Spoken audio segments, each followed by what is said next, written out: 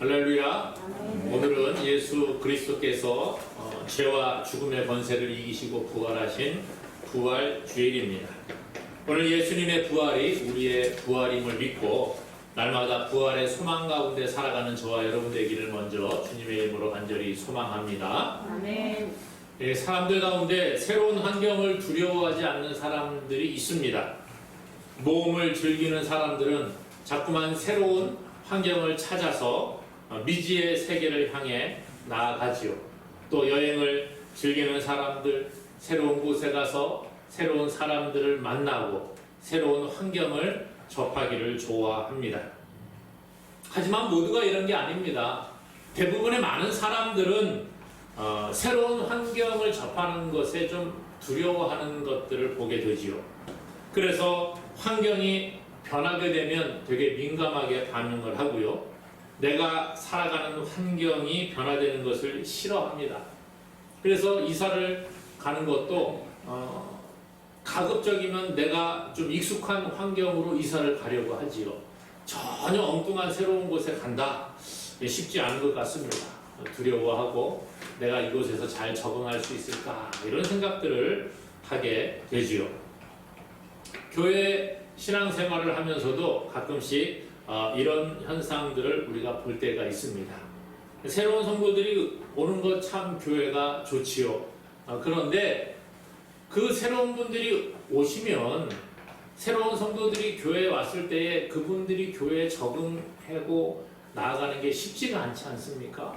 그런데 기존의 교회에 계시는 성도들도 마찬가지예요. 새로운 사람이 오면 좀 반갑게 맞아주고 같이 믿음의 공동체로서 이렇게 안아주고 섬겨주면 좋을 텐데 왠지 모르게 저 사람 누굴까? 저 사람 나하고 맞을까? 이러면서 좀 미적미적하게 되고 잘 우리가 울타리를 개방하지 못하는 경우들을 볼 수가 있습니다. 그래서 어떤 사람들은 교회에 왔다가도 같이 기존에 있는 분들과 동화되지 못해서 서먹서먹한 관계를 가지다가 또 다른 곳으로 떠나가게 되는 그런 안타까운 일들도 보게 됩니다. 오늘 우리가 읽은 이 본문 내용을 보게 되면 환경에 적응하지 못하는 한 여인이 소개가 되고 있어요. 새로운 환경을 맞닥뜨리게 됐을 때에 참 어려움 가운데 놓이게 되는 이 마리아라는 여인이 소개가 됩니다. 마리아. 성경에 보면 마리아라는 이름을 가진 여인들이 꽤 많이 나옵니다. 나사로의 누이였던 베다니에 사는 마리아라는 여인이 있습니다. 또 예수님의 어머니의 이름도, 육신의 어머니의 이름도 마리아였어요. 또 야고보의 어머니도 마리아라고 소개를 해주고 있습니다. 그러니까 이 마리아라는 이름, 당시에는 흔한 이름이었다는 거예요. 우리나라에도 과거에 무슨 여성분들은 뭐 자자 걸린 뭐 이런 사람들이 많죠. 순자, 또 무슨 자, 뭐 이런 사람들이 참 많이 있잖아요. 흔한 이름들. 흔한 이름. 제가 어렸을 때 학교 책에 나오는 영희야, 철수야, 뭐 이렇게 해서 나오는 이름들이 있었어요.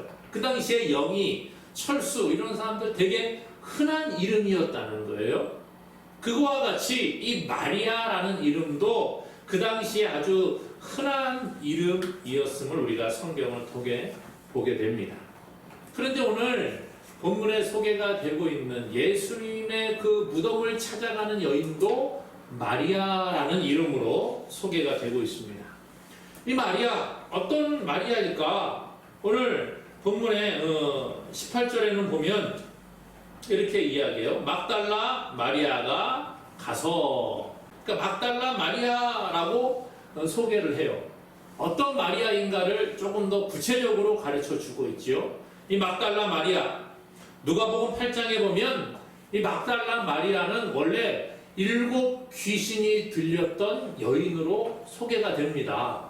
그런데 예수님께서 이 7 귀신이 들렸던 여인을 고쳐주시는 거예요. 귀신을 쫓아내고 이 여인이 귀신으로부터 날마다 눌려있고 고통받던 모습에서 해방을 받고 예수님을 따라다니게 되는 그러한 모습을 보게 됩니다. 얼마나 기뻤을까요? 여러분, 7 귀신이 들려있던 여인, 사람들로부터도 배척을 받았을 것이고 정상적인 삶을 살기가 어려웠을 거예요. 그런데 예수님으로부터 자기가 이 귀신으로 말미암아 육체적인 질병도 있고 정신적인 문제도 있고 이랬는데 고침을 받으니까 깨끗하게 되었다는 거지요. 그리고 난 다음에 예수님을 따라다니는 완전히 새롭게 변화된 삶을 살아가는 여인이 되었다는 거예요. 오늘 우리도 예수님 만났지 않습니까? 예수님을 만남으로 말미암아 우리도 육신의 모든 질병의 문제와 우리의 마음의 문제와 영혼의 모든 죄의 문제가 해결함 받은 줄로 믿습니다. 그러므로 오늘 우리도 이 막달라 마리아와 같이 먼저 주님께 충성하는 자가 되기를 간절히 주님의 이름으로 소망합니다. 이것이 필요한 거지요.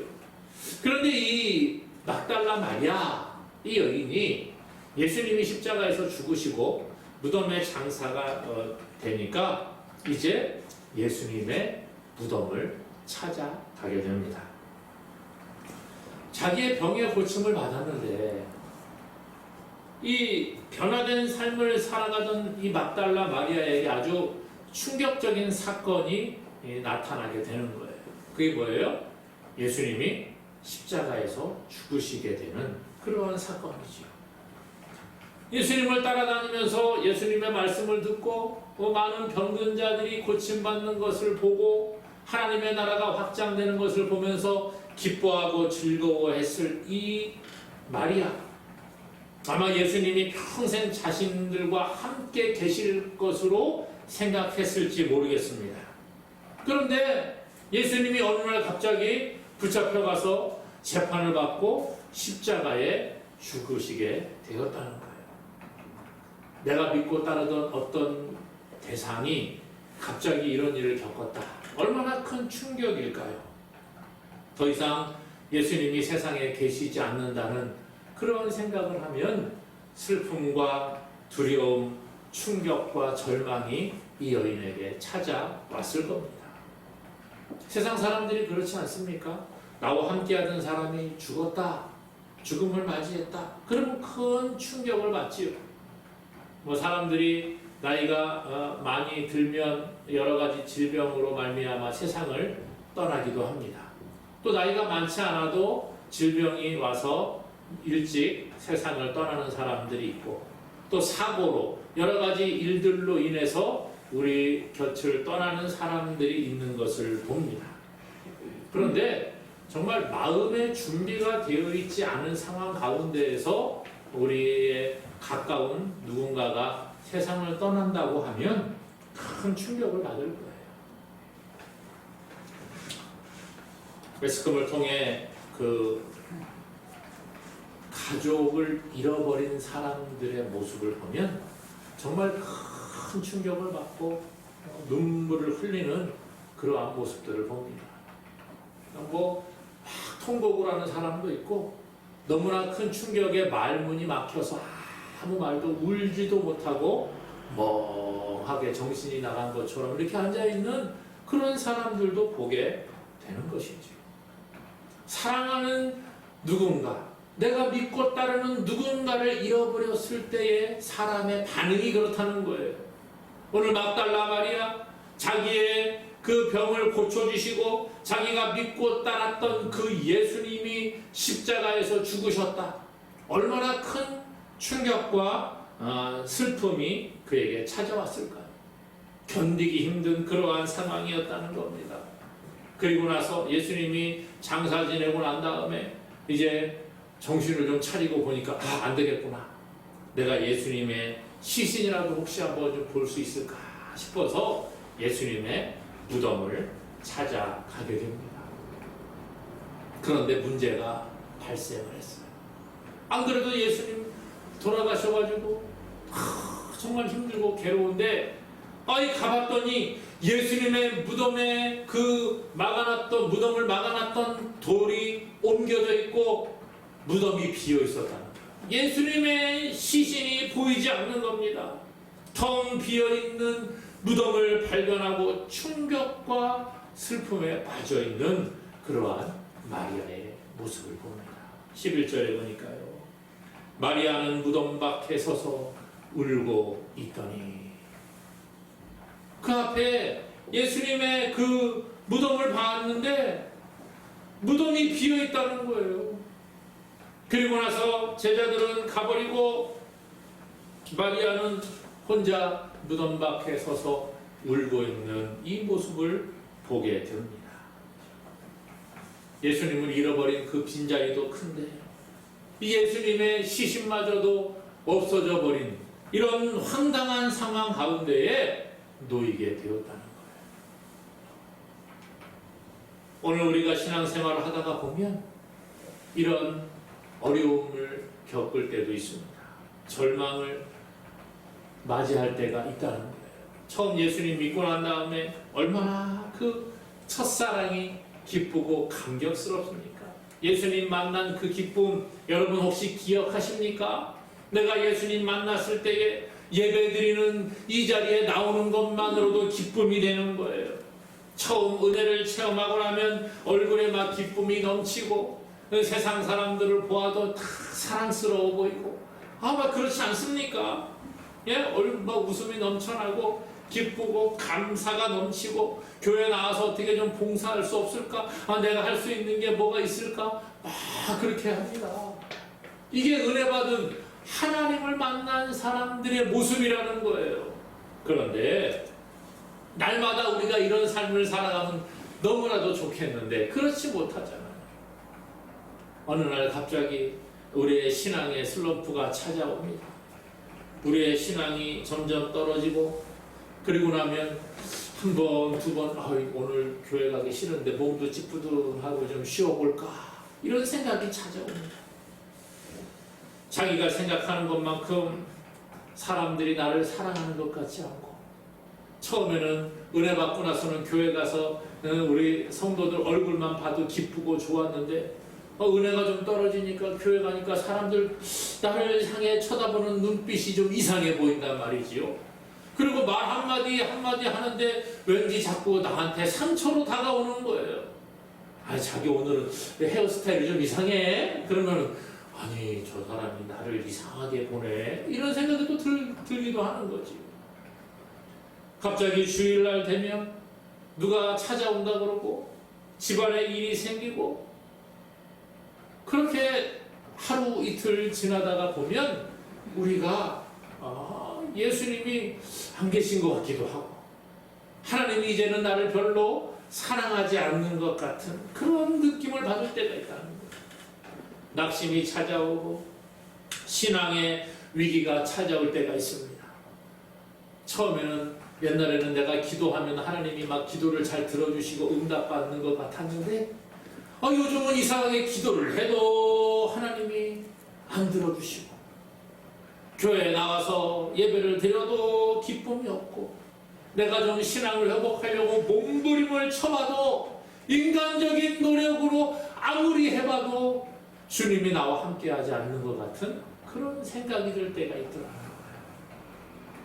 저도 목회자입니다마는 코로나가 2년을 넘게 이렇게 지나오면서 정말 하나님 이제는 우리 교회를 사랑하시지 않는가 이런 생각이 찾아오기도 한다는 거죠.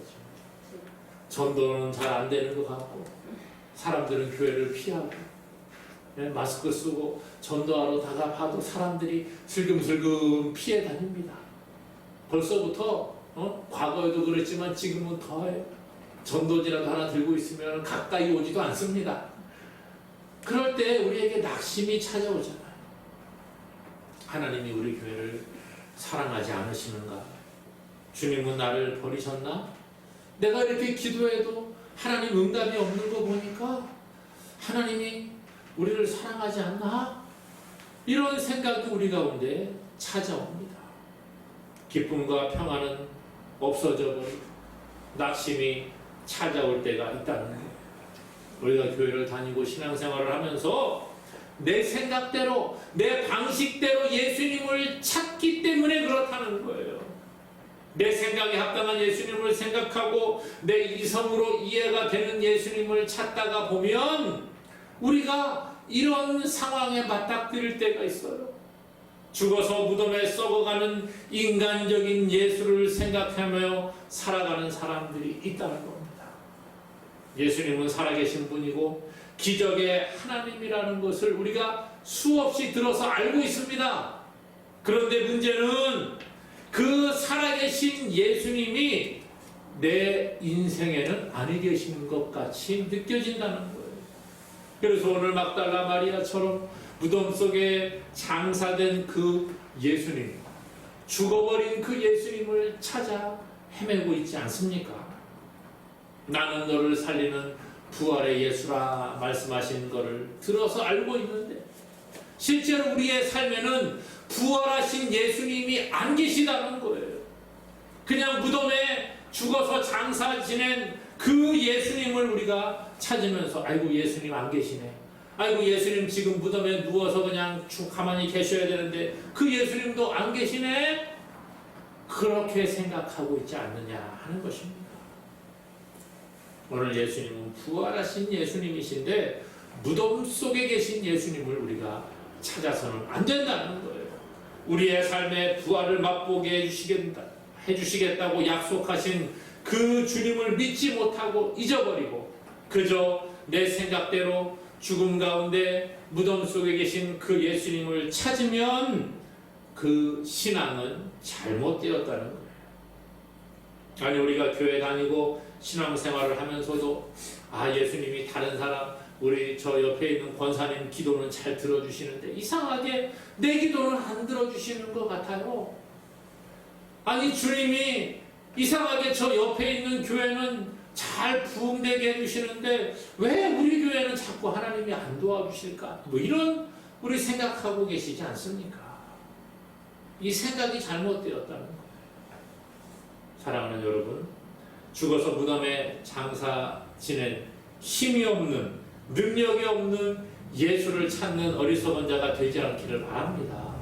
내 생각대로 예수님을 판단하고 내 기준으로 예수님을 제한하는 능력 없는 주님을 우리는 찾아서는 안 된다는 거예요. 오직 죽은 예수가 아니라 부활하신 예수님을 찾아가는 저와 여러분 되기를 주님의 이름으로 축원합니다. 오늘 비어있는 무덤을 찾아간 이 막달라 마리아, 더 깊은 슬픔과 낙심 가운데 빠지게 됩니다. 그때에 예수님이 막달라 마리아에게 찾아오시는 거예요. 예수님이 마리아에게 오셔서 물어봅니다. 여자여 어찌하여 울며 누구를 찾느냐 물어보시죠. 누구를 찾느냐 물어보십니다. 그런데 이 막달라 마리아가 예수님인 줄 알지 못했다는 거예요. 왜요? 아니 무덤 속에 누워 계셔야 되는데 무덤 속에 시신으로 계셔야 되는데 안 계신 거예요. 그런데 어떤 사람이 와가지고 여자여 왜 울고 누구를 찾느냐 물어보는데 예수님인 줄은 꿈에도 생각도 못하지요. 그래서 동산지기인 줄만 알고 아이고 내가 예수님 저 무덤 속에 장사 지낸 그 죽은 예수님 찾는데 시신이야 없어요. 혹시 당신이 어디로 옮겼으면 좀 가르쳐 주세요. 이렇게 물어보는 거예요. 그때 막달라 마리아를 찾아오신 예수님이 마리아의 이름을 부르시는 거예요. 마리아의 이름 부르시는 거예요. 16절에 보니까 예수께서 마리아야 하시거늘 마리아의 이름을 부르십니다. 그리고 마리아가 예수인 줄 깨닫게 되는 놀라운 역사가 일어납니다.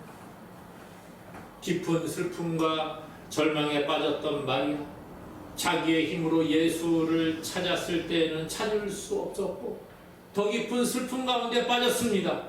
그러나 부활하신 예수님이 이 마리아를 찾아오셔서 마리아의 이름을 부르실 때에 마리아가 회복되는 놀라운 역사가 일어난 줄로 믿습니다. 예수님은 마리아를 회복시켜 주시는 거예요. 우리 힘으로 예수님을 찾으면 평안을 찾을 수가 없습니다. 그러나 주님이 우리를 찾아오시고 우리의 이름을 부르실 때에 우리에게 참 기쁨과 참 평안이 임하게 되는 줄로 믿습니다. 주님은 이름을 부르시는 거예요. 이름을 부른다는 것은 놀라운 역사가 있습니다. 이름을 부른다는 것은 주님이 나를 알고 계신다는 거예요. 우리의 모든 형편을 아시고 우리의 모든 처지를 아시고 그만큼 우리와 친밀한 주님임을 우리에게 가르쳐 주시는 거지요. 예수님은 우리의 선한 목자가 되십니다. 요한복음 10장에 보면 예수님은 선한 목자고 우리는 그의 양이라고 말씀해요. 요한복음 10장 2절 3절에 문으로 들어가는 이는 양의 목자라. 문지기는 그를 위하여 문을 열고 양은 그의 음성을 듣나니 그가 자기의 양의 이름을 각각 불러 인도하여 내느니라. 예수님은 목자가 되시고 우리는 그의 기르시는 양인데 예수님께서 그 양들의 이름을 각각 불러서 인도하여 낸다는 거예요. 야 기도가 이리 와라. 야 철수야 이리 와라. 야 영희야 이리 와라. 야 누구야 이리 와라. 이렇게 부르신다는 거예요. 양의 목자가 되셔서 양의 이름을 각각 불러서 주님께로 인도하시는 거예요. 이름을 부른다는 것, 이름을 불러 주었을 때에 우리가 주님께 의미가 있는 존재가 되는 것입니다. 그러므로 이름을 부른다는 것은 큰 역사가 있는 거죠. 주님은 오늘 부활하신 예수님께서는 마리아를 부르셨습니다. 마리아의 이름을 부르셨어요. 그때 마리아가 예수 그리스도를 알아보게 되었습니다. 오늘 그 부활하신 주님이 오늘 저와 여러분들의 이름을 부르십니다. 얘야 힘들지? 내가 너를 안다. 내가 너와 함께한다. 세상 가운데 찢기고 상한 심령으로 나왔을지라도 내가 너를 위로해 줄게. 내가 너를 만져줄게. 내가 너를 안아줄게. 그렇게 말씀하시는 거예요. 주님이 우리를 가족으로 부르고 계시는 줄로 믿습니다. 그러므로 주님의 음성에 우리가 귀를 기울여야 하는 거예요. 주님이 우리의 이름을 부르실 때에 응답할 수 있는 자가 되기를 원합니다. 오늘 막달라 마리아는 부활하신 예수님이 찾아오셔서 마리아야 부르실 때에 이 여인은 뭐라고 대답을 합니까? 히브리 말로 이 라보니 그렇게 말했다는 거예요. 선생님, 내가 따르던 그 예수님이시군요. 그렇습니다. 예수님 너무너무 기뻐요. 알게 되었다는 거예요. 응답했다는 것입니다. 오늘 예수님이 우리를 찾아오십니다. 부활하신 주님이 우리의 이름을 부르십니다. 그때 오늘 우리도 마리아와 같이 응답할 수 있는 자가 되기를 바랍니다. 주님이 우리를 부르실 때 응답하면 주님은 우리에게 참 기쁨과 참 평안을 주시고 부활의 소망을 주시는 줄로 믿습니다. 오늘 예수님이 우리를 부르시는 거예요. 우리를 알고 우리의 형편을 알고 우리의 처지를 알고 우리의 모든 것을 아시는 주님이 우리를 부르시고 회복의 은혜를 주시는 거예요. 그리고 더 나아가서 사명을 주십니다. 무슨 사명을 주세요? 부활의 소식을 전해라. 이렇게 말씀하시는 거예요. 17절에 보니까 예수께서 이르시되 나를 붙들지 말라. 내가 아직 아버지께로 올라가지 아니하였노라. 너는 내 형제들에게 가서 이르되 내가 내 아버지 곧 너희 아버지 내 하나님 곧 너희의 하나님께로 올라간다 하라 하시니 내가 부활했고 내가 하늘로 올라갈 것이다. 이것을 전해라. 이렇게 말씀합니다.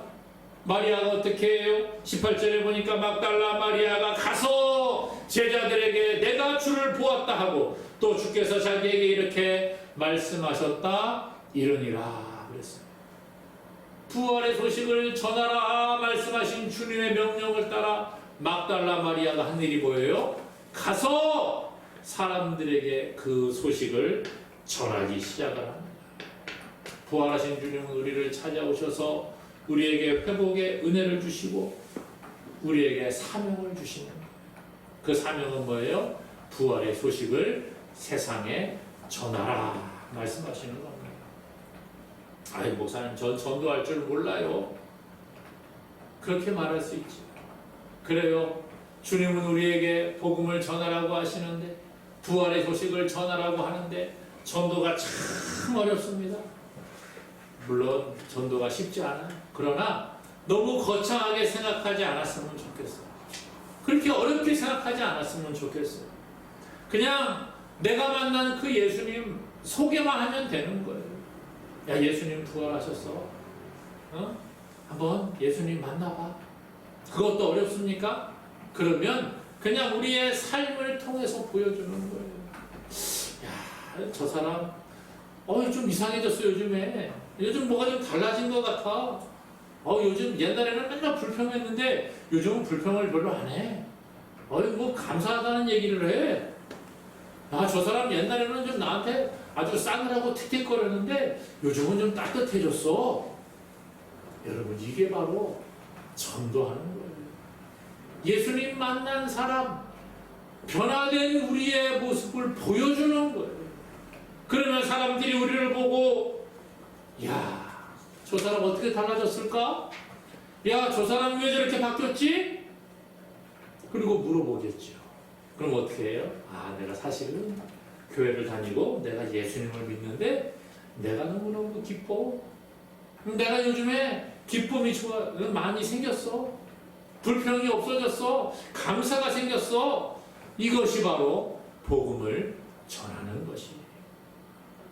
우리가 뭐 입으로 가서 예수 믿으세요. 부활하신 예수님을 믿어야지 됩니다. 꼭 그렇게 말하지 않더라도 우리의 삶에서 예수님을 만난 모습을 보여주면 오늘 막달라 마리아처럼 깊은 슬픔과 낙심 가운데 빠져 있었던 마리아가 예수님을 만난 다음에 기쁨으로 가서 사람들에게 예수님의 부활을 전한 것처럼 오늘 우리도 더 이상 절망과 낙심 가운데 있지 않기를 바랍니다. 오늘 부활하신 예수님은 저와 여러분들의 이름을 부르시고 우리를 만나주시고 우리의 삶에 회복을 주신다는 거예요. 그러므로 날마다 이 부활하신 주님과 함께 동행하고 우리의 삶을 통해서 부활의 주님을 세상 가운데 증거하는 저와 여러분 되기를 주님의 이름으로 간절히 축원합니다.